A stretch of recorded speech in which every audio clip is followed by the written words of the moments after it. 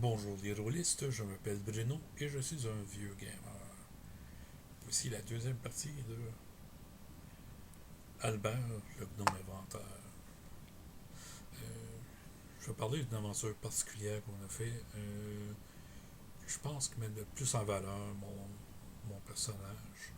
J'étais souvent juste secondaire et assistant, mais dans ce cas-là, j'ai fait plusieurs actions qui étaient notables, entre autres son caractère. On avait une mission dans le Grand Nord. On devait arrêter la sorcière des glaces et son armée de gobelins. Et tout a commencé quand on s'est équipé. Euh, on se donne une liste de fourrures et je demande s'ils ont du Wolverine, du glouton. Les autres me regardent. Pourquoi du Wolverine? Ça n'a pas une belle fourrure? Je réplique. Surtout qu'ils sont choisis des fourrures blanches pour la plupart pour être capables de se camoufler sur la neige. Et moi non. C'est pour mes bottes. Je suis pas grand. Mais juste de m'enfoncer dans la neige. Je vais avoir des bottes que la neige ne collera pas dessus. Et ça se collera pas sur la fourrure de Wolverine. Et les autres joueurs me regardent. C'est vrai ça? Je dis, oh, oui, je vous le jure. C'est une des caractéristiques. C'est la seule valeur de la fourrure de Wolverine. C'est pour ça que c'est si cher.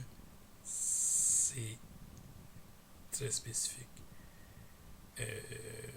Oui, le maître de jeu vérifie dans sa liste. Et, effectivement, fourrure de Wolverine est très cher. Je pense qu'il était 10 fois le prix de certaines autres. Que, ouais. Ils se font des bottes en Wolverine. Tout sauf un Locander qui décide de se prendre du lièvre des neiges, tout blanc, pour toute son suite.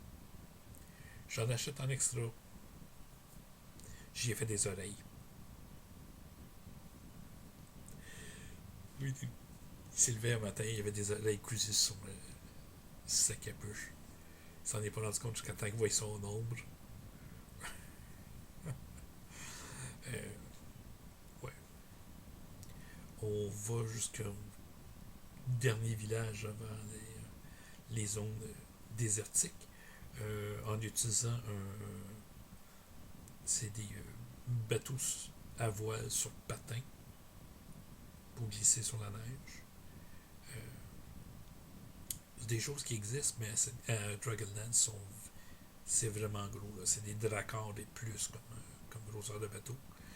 Euh, ouais. C'est rapide, c'est efficace. Les joueurs ont bien aimé. Ils s'attendaient à monter sur des créatures des neiges, non? Que. Oui.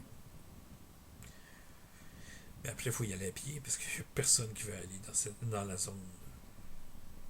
On se fait attaquer par des gobelins. Gobelins des neiges. Ils ont la peau bleue. Et des estos froids. Deux, trois fois. Là, ça a l'air que soit le sorcière s'est rendu compte que ça marchait pas envoyer des gobelins, soit que c'était complètement par hasard. Mais on s'est fait attaquer par un petit dragon blanc. Pour la petite histoire, c'est le seul dragon qu'on a tué dans la campagne, que je me souvienne. Parce que ça a été un méchant combat. Mais quand on a fini, Albert a une idée. On est dans des plaines pas mal plates. On n'est pas capable de voir la fameuse crevasse de la sorcière parce qu'on est au même niveau. Et on. Des petites dénivellations quand même, c'est des dunes de neige. Mais on n'est pas capable de voir par-dessus ou plus loin. On peut tomber encore sur des gangs de gobelins. Peut-être un village au complet. On ne le saura pas avant d'arriver sur la crête. Il faudrait qu'on voie plus haut. C'est pour être sûr d'être dans la bonne direction, et ainsi de suite. Fait que le dragon volait. Puis j'ai passé en méthode élémentale. Le dragon, c'est surtout un dragon blanc. C'est de la masse, du sang puis des ailes. La masse, c'est l'élément de terre et le sang, c'est l'élément de l'eau. Il a déjà perdu son élément d'eau qui est pesant. Si j'enlève beaucoup de son élément de terre qui est encore du poids, puis je garde les ailes qui le contrôlent sur l'élément d'air, puis je me fais juste une structure avec un peu du dragon, comme certains de ses os, par exemple, je suis capable de faire voler quelque chose avec ces ailes-là.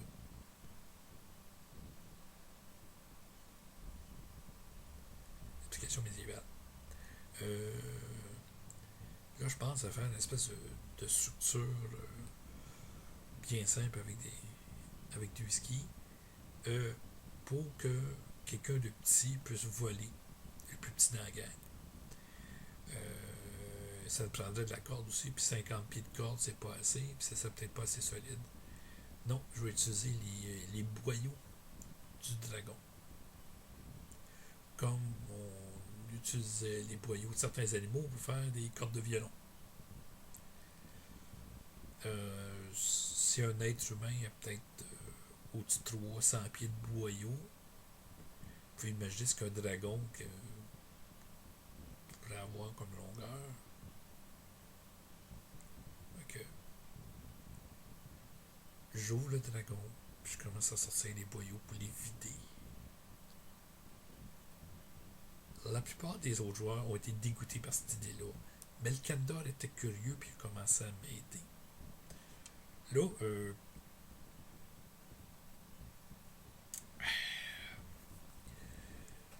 on assumait que sa fourrure blanche allait peut-être être tachée un peu, puis on trouvait ça plus drôle de penser qu'elle allait être un rosé à cause du sang que brun, comme ça devrait être, pour avoir un beau lapin rose.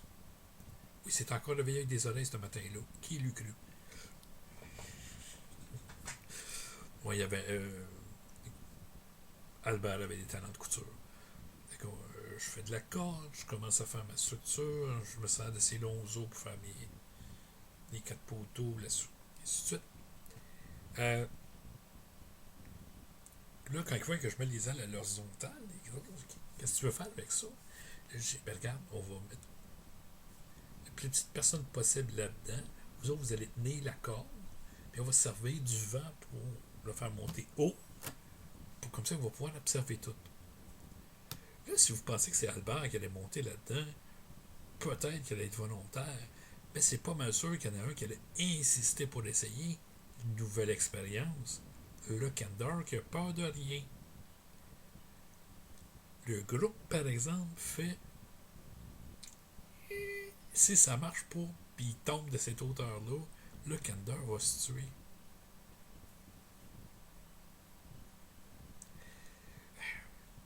Et normalement, un gnome a toujours un plan de rechange, et ainsi de suite. Un safety sur safety sur safety. Euh, mais je me suis pas rendu là sur mon élaboration, parce que tu sais, j'avais juste fait les plans, j'avais ramassé les pièces. Puis tu penses pas que ça serait plus safe de juste mettre tes ailes, faire des voiles, puis on servait de ton traîneau pour aller vite sans neige? Parce qu'il n'est pas question qu'on fasse voler quelqu'un. Ok, déçu, je plie, je modifie les affaires, je mets les ailes verticales, et ainsi de suite, pour servir vraiment de voile. Bon. Deux choses que j'ai pas prévues, mais je fais mon jet pour l'invention de modifier mon plan. Là. Maître de jeu, faire 4 à la table, puis fait comme ouais, impressionnant. Ce qui voulait dire n'importe quoi. Mais on part. Et on va vite.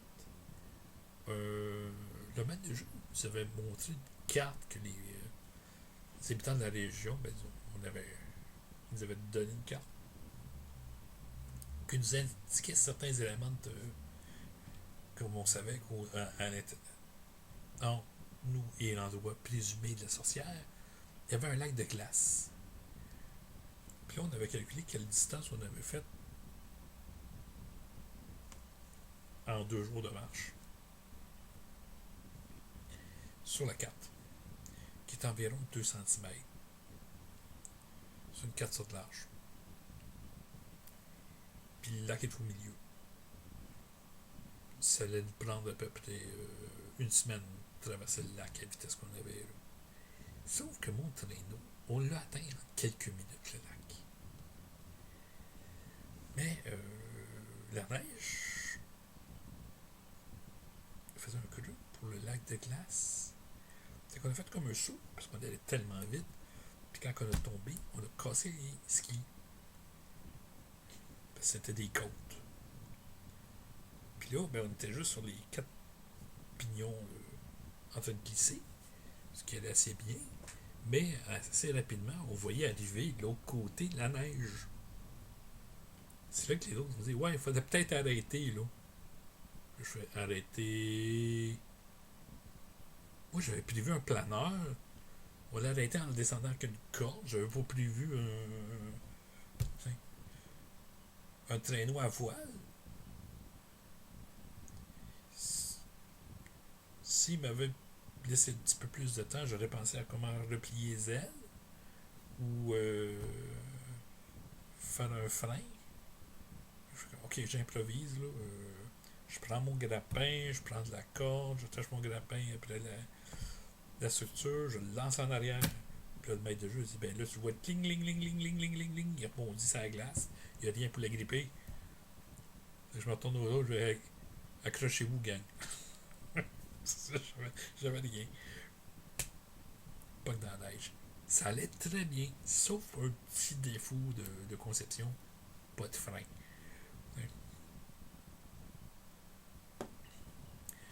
Moi puis le maître de jour, c'est pas consulté là-dessus du tout. C'est comme. On a compris le même problème à peu près en même temps. Oui, il l'avait prévu. Il l'avait vu depuis le début. Mais j'ai sauvé 2 semaines de voyage en quelques minutes. Là. Parce que on l'a fait en une demi-heure. Qui nous a épargné en ration et trouble. C'était quand même 2 semaines d'attaque aléatoire au minimum à chaque jour. Elle allait nous épuiser à un moment donné. On trouve la crevasse, une entrée, on rentre à l'intérieur. C'est là qu'on a découvert des choses assez intéressantes.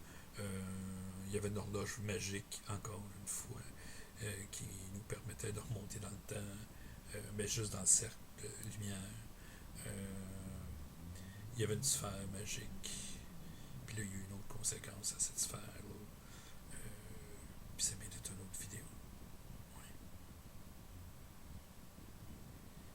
C'est que partie 2 de La sorcière des glaces.